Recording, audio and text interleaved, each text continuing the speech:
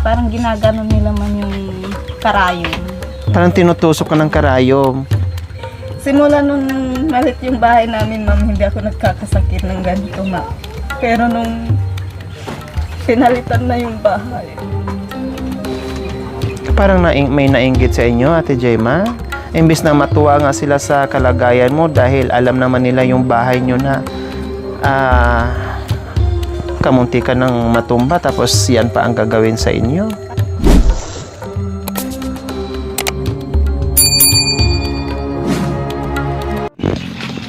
Saan si Ate Jemma? Nasa loob. So ayan po mga kabayan, punta natin si Ate Jemma. Napansin nyo po ni si Ate Jemma wala sa natin, sa vlog natin kasi mayroong iniinda kaya tingnan natin. Ate Jemma, saan ka? Halika dito kumain ka. bawat sa akin yung manok lang, madadami, ha. Bawal sa'yo yung? Manok, ma'am. Ano nangyari sa'yo, Ate Jemma? Kumain ako ng manok, ma'am. Ganyan na dumami. Hala, ano yan? Ano daw yan, Ate Jemma? Ano daw yan? Sabi naman nila, ma'am, tigdas ng hangin. Tigdas hangin. Pero magpapagamot ako bukas, ma'am. Alam niyo po mga kabayan, giniba namin yung bahay ni Ate Jemma mga kabayan, natusok yan siya o nakawit ng pako. Saan ngayon, Ate Jemma? Pero wala, ma'am. So wala naman na, gumaling na.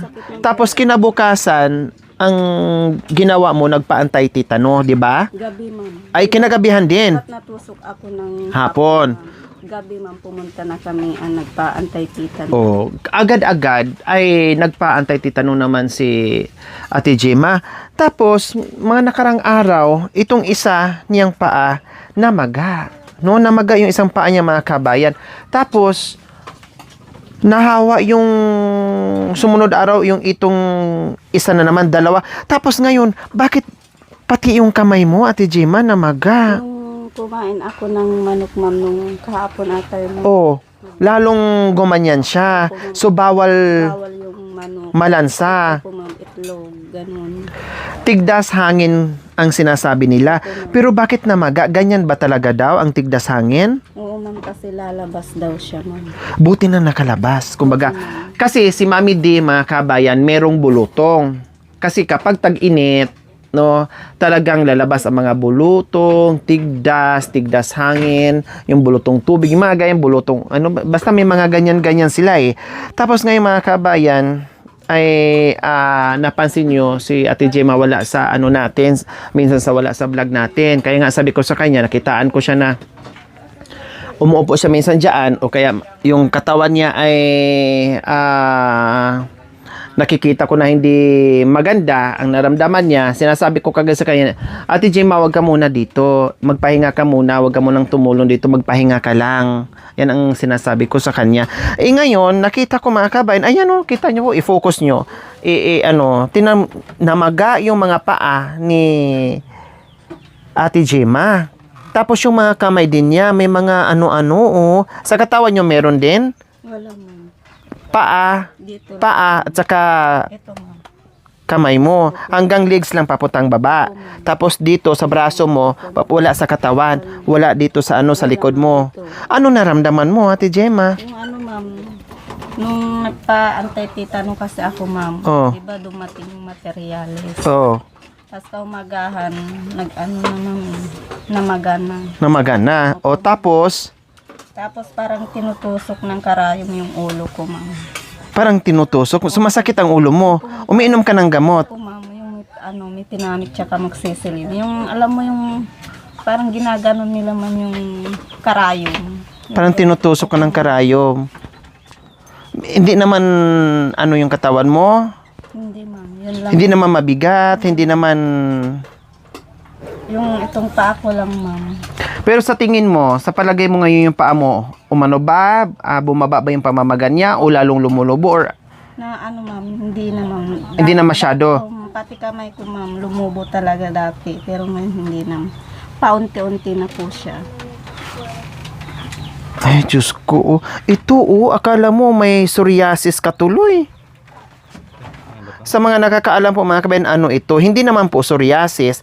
Hindi naman siya, nung nakaraan hindi pa ganyan. Nung kumain siya ng manok kasi bawal daw, saka itlog, parang lumabas na at nagkaganyan-ganyan. May tubig ba yan, Ate Gemma? Wala. Ganyan lang siya. Meron yan. May mga tubig-tubig? Tinusok yan, ma'am. Meron. Yung parang, ano yun, ma'am. Parang nana na maliliit, parang ganon. Nana na maliliit to, ma'am. Makati ba siya? Hindi naman, ma'am. Hindi. Mainit yung katawan mo, hindi naman. Mainit, ma'am. Mainit kasi namaga siya. So, anong gamot daw sa tigdas hangin, Ate Gemma?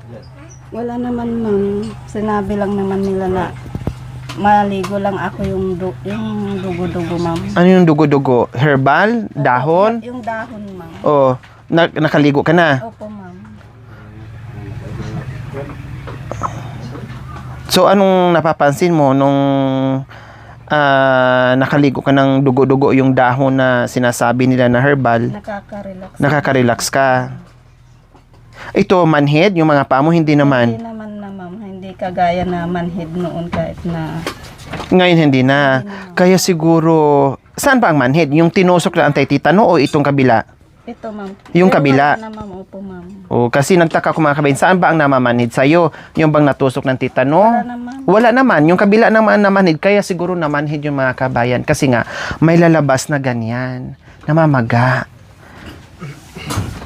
Kahapon kasi mga kabayan, wala ako. Tapos nung nakaraang araw, wala ako. Ngayon, pagbalik ko, ilumabas siya, nakita ko yung paa niya. Sabi ko, mamaya kausapin ko si Ate Gemma kasi nakita ko namaga yung mga ano niya. Namaga yung dalawang paa niya mga kabayan. Kaya sabi ko, mahiga ka lang dyan, Ate Gemma. Huwag mong isipin dito dahil meron namang kumikilos. Kaya nga, si Kuya Aris kanina, siya ang nagluto. Kasi si nanay, sayang nga naman din yung ayuda na hindi makuha nila doon. Eh, meron din sila ni nanay. No? 10 kilo din yon, so 20 lahat. So, sayang din po yung ayuda mga kabayan. Eh, binili ni nanay na, Kuya Aris, baka tanghaliin ako, ay nandiyan na yung ulam na ready na, ikaw na magluto. Kaya gumawa si Kuya Aris kanina. Siya naging kusinero kasi nga si Ate Gemma hindi makakilos at sinabihan ko rin pag masama ang pakiramdam, wag pilitin kasi lalo makaproblema. So ngayon, kumusta ngayon ang pakiramdam mo, Ate Gemma? Ito lang, ma'am. Ngalay, ano bang naramdaman mo? Mabigat? Hindi, ma'am. Masakit? Sobrang init, ma'am. Mainit yung ano mo, Opo, ma'am. pakiramdam. Pero pagkamutin ko, hindi naman na ano, ma'am. Hindi naman makati, pero pag ano, ma'am, talagang sobrang init na lumalabas. So, yung mga nakakaalam dyan, ang sinasabi na talagang tigdas hangin, ganon? Pero ipapakita namin sa iba bukas, ma'am. Baka iba yung ano nila. Tawag nito, sabi ng pinatingin mo sa abularyo. Opo, ma'am. Ayan ang sabi ng abularyo, tigdas Hangin. hangin. Opo, ma'am. Tigdas hangin, sabi ng abularyo. Pero yung mga sugat-sugat mo, ano yan? Wala yan, ma'am. Wala yan. Yan, ma'am. So ito ang pamamagalang at saka itong mga parang pantal-pantal na Ma'am, wala. puti. Hindi masakit, pero sobrang init. Mainit siya. Diyos ko, kung kailan naman mga kabayan na nag-umpisa na sa bahay, ay ito pa ang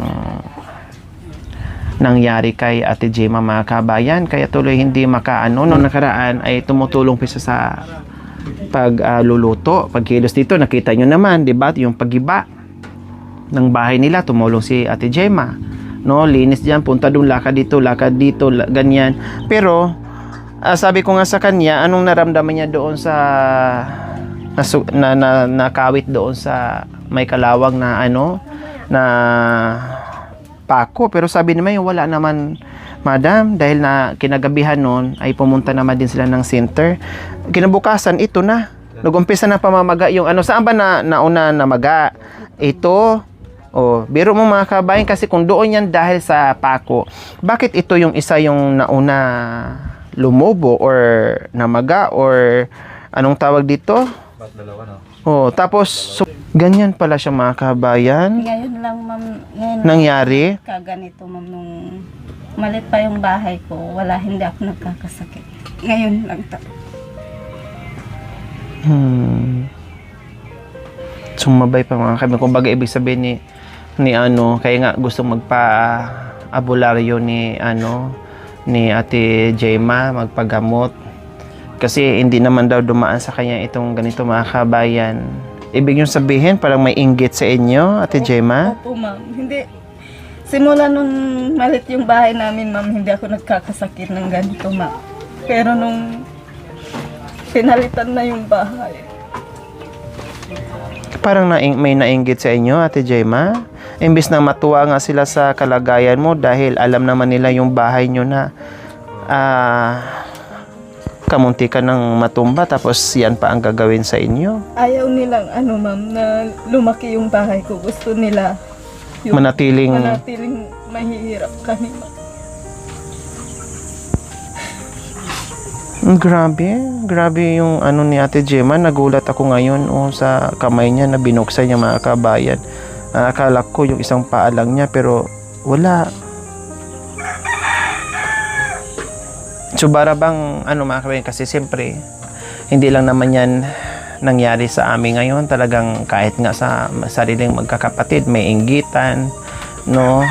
Ayaw umangat yung isang kapatid. Kailangan yung ako lang ang dapat umangat, siya lang ang umangat. Parang ganun ba, may inggitang ganyan. Hindi sila masaya. Sa kapitbahay, sa kaibigan, no, sa kamag-anak, ay meron talaga hindi maiwasan. Talagang merong ganyang mga kabayan. No? Kayo, naranasan nyo rin yung mga kabayan na isa sa mga kaanak nyo, kapatid nyo, pamilya nyo, no, kapitbahay nyo, na kapag nakitaan na medyo umangat ka ay hindi sila nagiging masaya. Tirahin kanila, siraan kanila, kung anong-anong isipin nila sa iyo, batuhin ka ng ganito, ganyan. So normal lang po yun, mga kabayan, yung mga ganyan. Kaya nga sabi ko sa kanila ni Ate Gemma, kung ano mga naririnig, yung galing sa kapitbahay, sa kaanak, kaibigan, kung sino pa man, ay pasalamatan lang. Kung batuhin man, ay hayaan mo lang kasi ganyan ang buhay. Hayaan, wag intindihin. Pero ayan, dumating nga sa punto, mga kabayan, na para bang ibig sabihin ni Ate Gemma parang nakulam, no, nainggit. So, ibig yung sabihin, Ate Gemma, mamaya ay magpagamot kayo Bukas, ng albularyo. Taga saan naman? dun sa landok daw, ma'am. Saan banda yon? Doon sa, yung asawa ko, yung alam daw, ma'am, sinabi ni yung kay Ate Gina, ma'am, na makikita daw yung kukulang, ma'am. Makikita yung kung sino ang gumawa. Bakit hindi na lang ngayon? Ayaw, hindi ko talaga kaya, ma'am. Mahirap talaga. Ay, hindi mo kaya pang lumakad.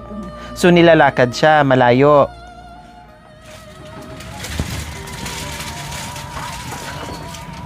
Yung tawag nito, may motor naman.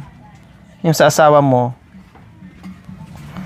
Kahit mamayang hapon, para at least maano ka na magamot ka kung ano yung total nagpa-albularyo na sila, nagpatingin na sila, ang sabi tigdas hangin, pero syempre may iba pang iniisip, mga kabayan. Wala namang masama, kanya-kanya tayong paniniwala, no, wala namang masama kung may mga iba pang paraan kung paano magamot si Ate Gemma, so no problem, no, kanya-kanya tayong paniniwala, mga kabayan. So mamaya daw o bukas pupunta pa sila sa isang albularyo na magaling daw tumingin yon kung ano nangyari at gumamot sa mga nakulam na na yung ganyan ba.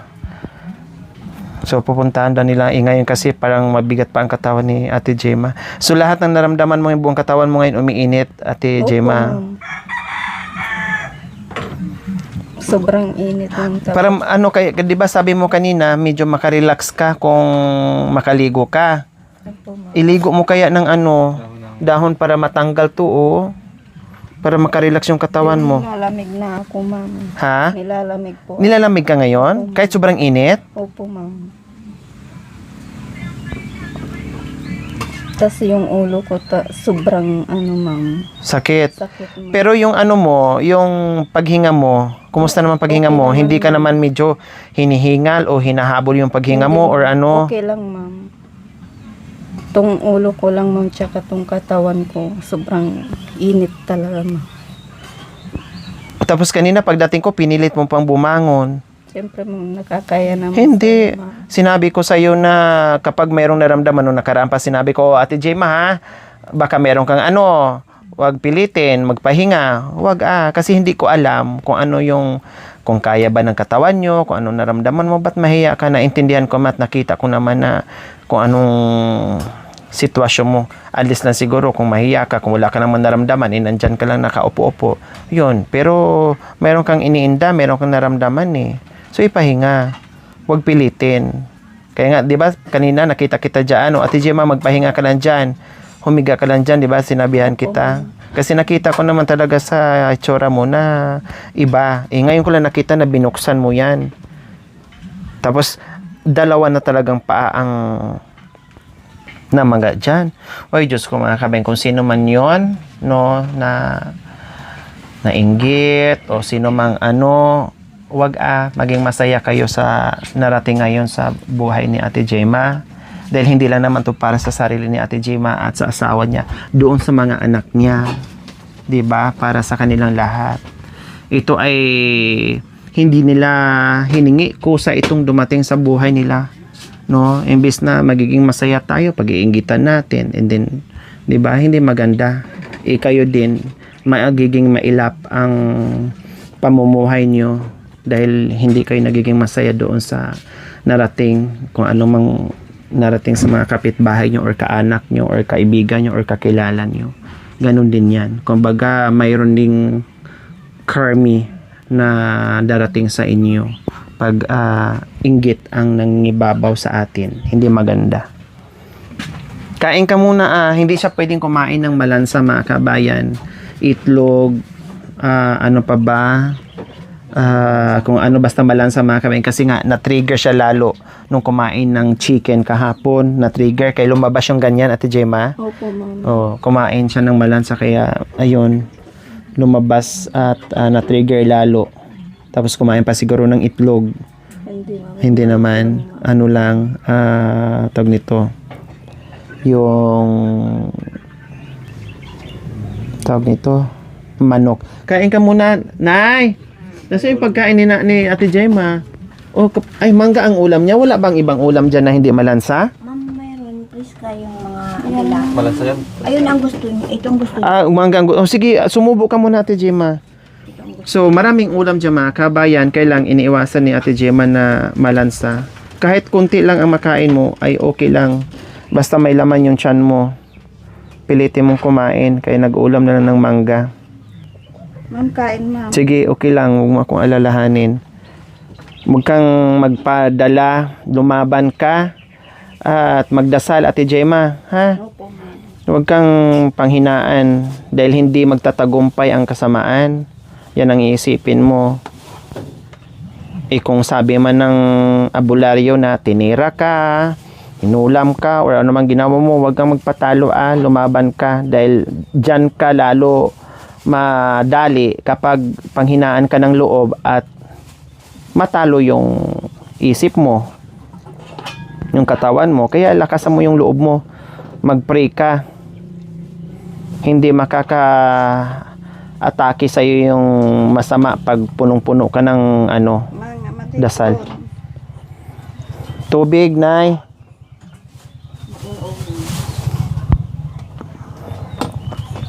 Pero yung kain mo, may gana kang kumain.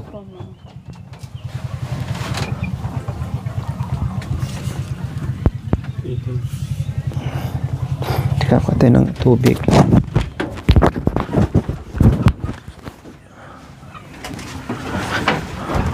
Kasi nakaano din ako ng tigdas mga kabayan. Iba naman ang tigdas. Bulotong nakaranas din ako. Tigdas nakaranas din ako. Bulotong hangin. Ano bang tawag nila doon? Nakaano din ako. Bawal din sa'yo ang hangin. Bawal. Electric fan. Nilalamig si mama mo. Wag. Nilalamig siya. Pero Nay, Irma, hali po kayo. Tutok mahal.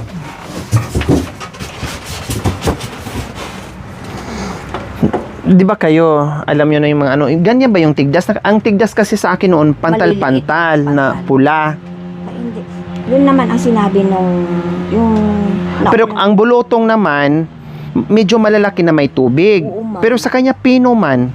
Pero hindi namumula. Puti siya. Oo. Para siyang balat ng psoriasis. Parang ganon. Hindi naman ako nagganyan, ma'am, kaya hindi ko alam. Pero yung sinabi nung pinuntahan ko na albularyo, ma'am, tigdas hangin. Tigdas hangin. Sana nga ganun lang. Oo naman. Kasi nagkaroon ako ng tigdas hangin, pero yung maliliit lang na pantal. Opo.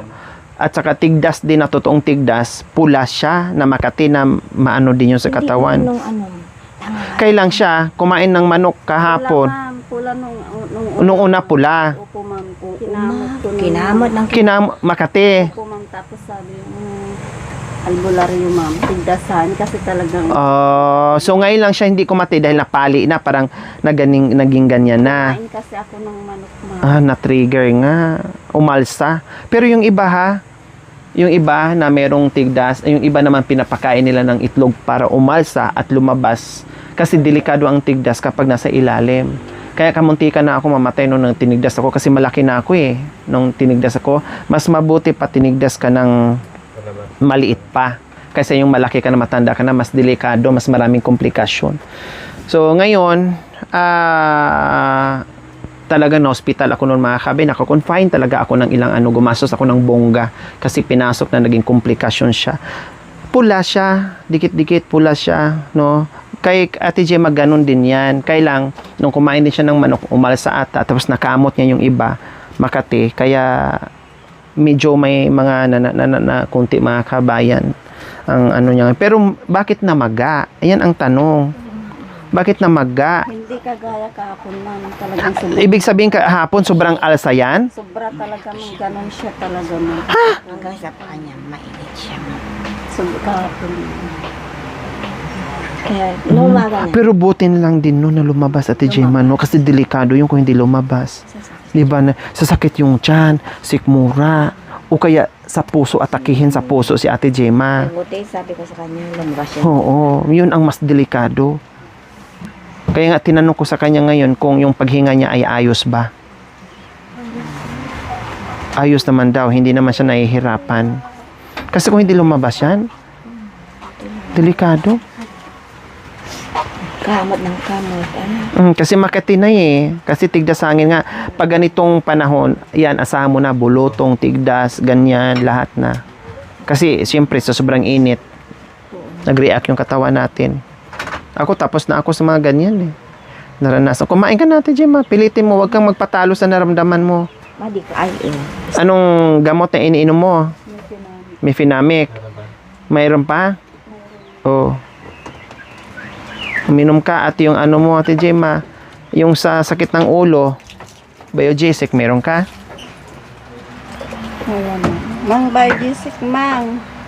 Meron ba lang? Check mo na kasi meron ako sa sakyan.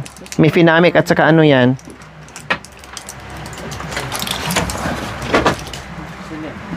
Moxicillin.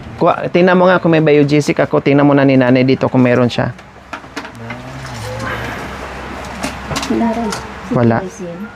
Cetirizine yan siya na eh. Sakati din yan. Pero hindi naman na Makati daw. Wala. Pahingi akong Biogesic dyan, kuya. Wala daw. Mar. Ganyan mo yung ano, bimpo. Pero hindi naman yan nakakahawa, Ate Gemma eh. Yung bulutong lang. Nahawa ka ang bulutong or tigdas kapag hindi ka pa nakaranas. Wala. Meron ako doon sa ano, sa sakyan. Sakyan to kayo. Bimpo, dahil mo dito. Yung bimpo ka na. Ito. Ipag lang yung film mo. paano nagrara?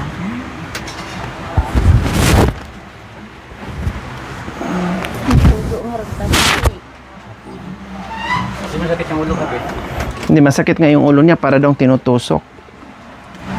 Kasi sabi nung asawa ko mong kagabi, kahapon na hapon, pa-check up natin si Jimas. Pina-check. Check up. O tapos, Sabi niya, ano yung muna tayo sa, sabi niya, oh, ngayon o bukas sana. ipa-check up sana kahapon. Dalhin na sana sa ospital. Kailang, Hindi ba muna doon? wag muna, sa abularyo muna. O tapos sa abularyo. Hindi mamaya sa, hindi ko alam kung ngayon, bukas, o hindi ko alam sa kanya. Magpa-check up ka na lang kaya, Ate Gemma. Albularyo muna, ma'am. pag nagpa-check up ka na ng hospital nang hindi na nila alam yan. Tusok dito, tusok doon. Para dalawa na. Kaya may option. Oo, kasi kung ano, dalhin kita ngayon sa ospital, magpa-check up ka. Kasi ako nga, yung naano ako, diretso ako ospital. Or may option.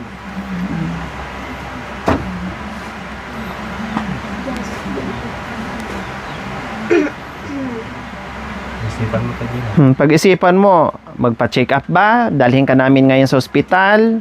Wala namang problema kung magpa-hospital ka. Wala din problema kung magpa-abularyo ka. Dalawa ang puntahan. No problem. Kung magpa-abularyo ka din, ano problem naman din. Then after magpa-check up ka, kasi sigurado pag na-hospital, pagdalhin kita sa hospital, magpa-check up ka, talagang mayroon kang gamot yan o kaya baka mayroon ka pang inject yan para at least huhupa na kaagad yung mga maga dyan sa katawan mo. Grabe, oh. Mainit, oh. Kasi hindi pa na lumabas siguro lahat ng kasi yung iba nga inaabot nga nilang araw yan. Kailan pa ba nagsimula yan, Ate Gemma? Nung ano man, nung Friday man. Friday. Lunes ngayon, Martes. 4 na araw na. Ibig sabihin, hindi pa talaga lumabas yan. Ipa-check up natin. Malapit na naman hospital dyan, di ba? Meron dyan, sa labasan. Sa private, sa doctor hospital. Oo, dito, yung sa may labasan.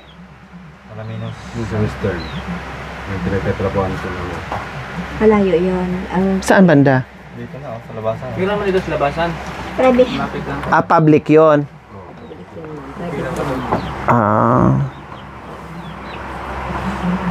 Kailang malayo, dyan na. Check up naman, magkano na naman ang bayad sa check up? Wala pa sigurong, huwag nyo isipin. Ang isipin is, kung gagaling, huwag nyo nang isipin, ako naman bahala magbayad. Ang importante gumaling. Hindi yung ganyan na siyempre, magtitiis din kayo. Check up lang naman yan. Kung meron kang injection, magpa-inject ka. Kung anong gamot, bilhin natin. Pwede naman din kayong after ito, Nay, pakiano mo nga to, Nay. Biogesic. Ito, Nay, para lumakas siya. Ito din kasi iniinom ko kapag nangihina ako. Ay, ano ng tubig. Oo, hydrate. Isang baso, tapos iano mo sa kanya. Tapos, pag-isipan, ha? Baka naman ayaw mo magpa-hospital, iniisip mo yung gastos. Sige, ako na bahala sa gastos. Huwag mong isipin, magdesisyon ka habang may oras pa para mapunta tayo sa hospital, magpa-check up ka, no problem. Kasi siyempre mga kabay, mayroon silang paniniwala, no? Iba-iba naman paniniwala natin. Merong iba na gusto lang sa herbal, gusto lang sa abularyo, no problem. Pero wala naman din problema kung pagsabayan ang dalawa o kundi maigi, dalawa ang nagamot ang may herbal, may doktor, may abularyo. So no problem. Ang desisyon na kay Ate Gemma pa din at saka sa pag-isipan nila. Ako nandito lang para suportahan ko. Okay. Tingin mo, binjikan yan. Injikan niya katulad sa akin noon. Ininjikan ako kasi nanghina na ako noon. Tama natin yun, ma. Gagaling ba? Nanghina ako, ininjikan ako. Tara. Punta mo na lang. O sige, pag-isipan nyo muna, ha?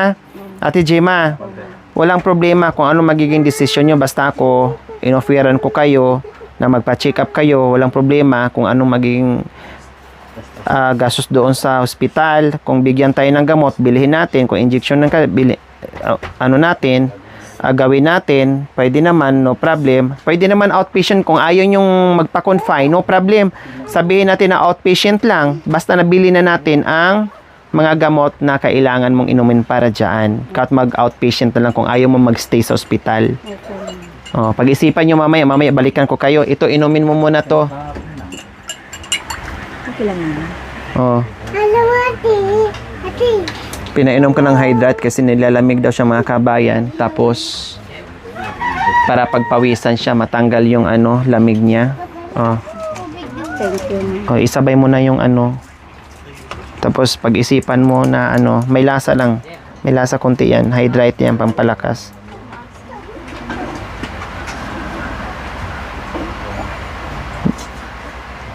Hindi na madala yun sa mga Tsaka mag-pray ka. Oo. Pahinga mo na siya. Pahinga ka muna. Pag-usapan nyo, tapos din, ano, alis tayo pag ano ha? Okay, sige.